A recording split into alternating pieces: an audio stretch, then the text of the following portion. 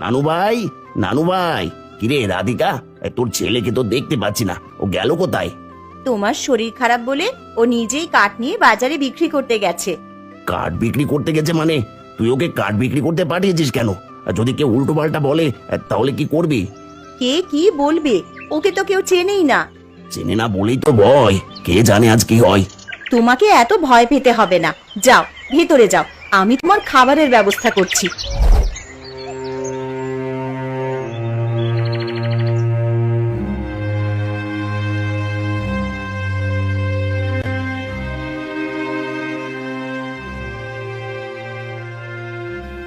এই যে শুকনো কাঠ আছে, শুকনো কাঠ, কাঠ নিয়ে যান, কাঠ, ভালো কাঠ, কাঠ নিয়ে যান, শুকনো কাঠ।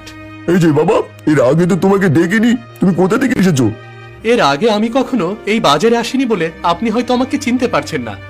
আমরা ওই জঙ্গলেই থাকি, আমার নানুই সব কাঠ বিক্রি করে, আমি এই প্রথম এসেছি। জঙ্গলে থাকো ভালো কথা, তো তোমার বাবার নাম কি? বাবার নাম? আমি তো কখনো আমার মায়ের কাছ থেকে বাবার নাম জিজ্ঞেস করিনি। কুকা ছেলে একটা, বাবার নাম না জানলে হয়? তুমি তোমার মায়ের কাছ থেকে তোমার বাবার নামটা জেনে নিও, আর তাছাড়া সবাই তোমাকে খারাপ ভাববে।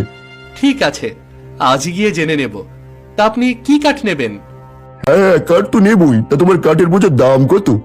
50 টাকা। ঠিক আছে ঠিক আছে, এই নাও।